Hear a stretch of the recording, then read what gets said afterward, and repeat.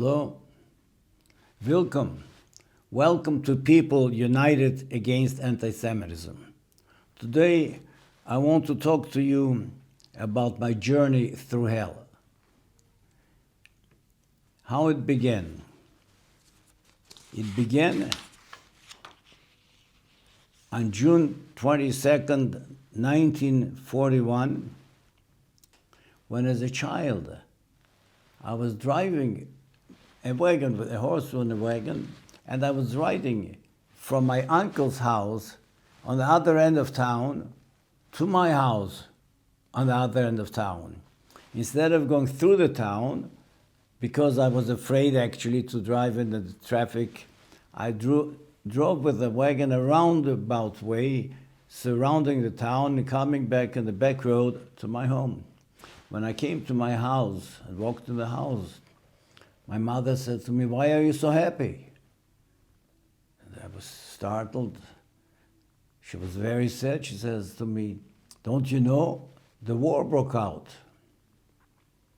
And that's the first thing I heard about the war, of the German attack on Russia in 1941, on the 22nd day of June.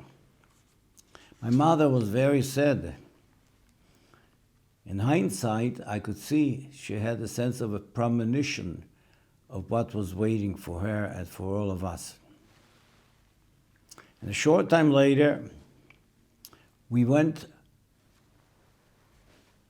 to a farmer, a friend of the family,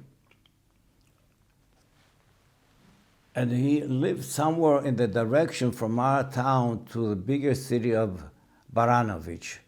My house, where I was born, was in a triangle where the point was separating two highways. One was going to Slonim, the big town of Slonim, and the other one was going to the town of Baranovich, or direction of Baranovich. This one was more or less a sand road, whereas the one to Slonim was a paved highway. And there we lived, the street was called Slonimskaya ulica. When it was Poland, in 1939, it was changed to Krasnoarmeyskaya ulica. And the number of my house was 100, number 100. There we lived. So as the war was about to come into us, we moved from our house, we left our house and moved to a village to live with a farmer in his home. The idea was that the army was going to attack and come in from the side of Slonim into our city. So we would avoid all this by being in the farm. Unfortunately, the Germans sent in paratroopers, and they landed in the farm where we were. And from there, they were shooting straight over the fields onto the main highway that was going from Slonim into Zhetel toward Novogrudok and further into White Russia, Russia. We stayed on the farm a few weeks, but a short time, relatively. During this stay in the farm, several things happened. One was my father had to hand over the wagon and horse to the German army. They confiscated it. And my father brought it to the camp of the army, and as he delivered the wagon and the horse, he said to them, "May I have a receipt?" And they answered him, "Be happy you have your life, and you can go away from us." He returned to our farm, and he was very sad, and also had a feeling of foreboding things are not going to be good for us, the Jewish people. At the same time, as the Germans were firing upon the main highway, I was a little boy. I fell asleep one afternoon, and then when I got up, my two sisters, I had an older sister, Heather, she's alive, and I had a younger sister who died 2 years ago. And they both said to me, "You don't know what you missed. You don't know what you missed. They were all excited. And they told me what happened. They looked through the window and they saw one German soldier was walking. After him was walking a Russian prisoner, a soldier or an officer who was limping. And after him there was another German soldier. As they were walking along from one end of the forest through the meadow, the soldier in the back of the Russian soldier, the German soldier took out a revolver and shot the Russian soldier in the back of the head. He fell to death. My two sisters were in shock and couldn't get over to yell, "You don't know what you missed, you don't know what you missed, you don't know what happened." They were in shock, and I was in shock to hear the story. That was my first encounter with what it meant to be, was going to mean the occupation of Germany, of our city and our people. As the war continued, shortly thereafter, we moved back to town. We came back to our own house, everything was in order, but the house was in front of the main highway, and there was a constant movement of German soldiers in trucks, in artillery pieces, in tanks. They were moving from the direction of Slonim into the general direction toward Novogrudok, the next major town to us. At that time, the following took place. I heard a story about a Jewish man who was seen walking in the streets alone. Probably it was, I think, curfew time. He was shot in the street. That was the first story. The second story, we were told that all the Jewish people will have to surrender all the valuable things, like silver dishes or gold, of course, and clothing and so on. At that time, my father asked his best friend, a neighbor of us, by the name of Vanya, to come and help him to hide our valuables. My father took him in, we had a huge silo. And in the silo there was a cistern where we had all this feeding for the cattle. And Vanya helped him to hide everything.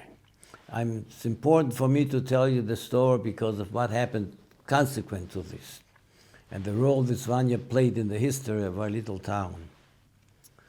That was what happened. So finally, afterwards came an announcement: all Jewish men from the age of 16 to the age of 60 should turn out on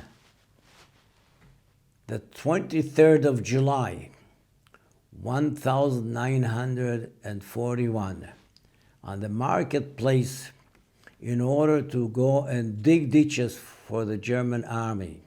And they should bring 3 days' food supply. When the men came onto the marketplace, and the marketplace was like a square. On one side there was the wall, which walled off the Catholic Church, and the front of it was the market, and the houses and the stores. And as the people walked in, they walked in like into an enclosure full of men. Germans were walking around, soldiers were walking around with trenches and the rifles pointing and yelling and telling everybody should line up. And the men lined up, and then the Germans read out a list of 120 people. Among the 120 people were my uncle, my father's brother, Beryl Meisha, and my father, David. When they read out the names of the people, they had to come out in front, step out in front. They were surrounded, and the others were let go back home. And there were trucks waiting to pick them up. the people were forced to go on the trucks. I was a very, very attached boy to my father. And I was there as a little boy. When I saw my father there, I ran to him. At that time, all the trucks were already filled with the people. And my father saw me. He came down to kiss me and to hug me. And then a soldier with a pointed rifle said to him, should go move quickly to the bus, with a threatening move of the rifle to shoot at him. My uncle reached out with his hand, gave my father a hand up to move onto the truck. And so, after hugging me and kissing me, he was away with all the others in the trucks, moved off, and they went off to the town of Navarodok. I was probably the only child, and maybe the only person who had the privilege and the blessing of being able to say goodbye and being hugged by his father. My father's memory will always remain with me. All through the years, the father has been with me, and this hug is with me today. When I took my children to summer camp and hugged them, say goodbye, I felt the hug of my father.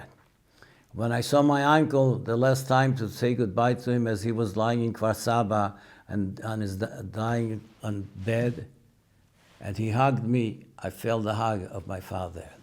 And when my cousin in Ann Arbor, Michigan was dying, and I came to say goodbye to him, and he hugged me, I felt the hug of my father. And this hug of my father stays with me all the time. And perhaps it is what keeps me going. And the search for my father is always part of my life. My father is indeed alive in me, and he will give me strength in the future as he gave me strength in the past to carry on my life. We'll continue more next week. God bless you. Give us a thumbs up, and we'll be in touch with you. Thank you for turning in to People United Against Anti-Semitism. All the best to you. God bless you.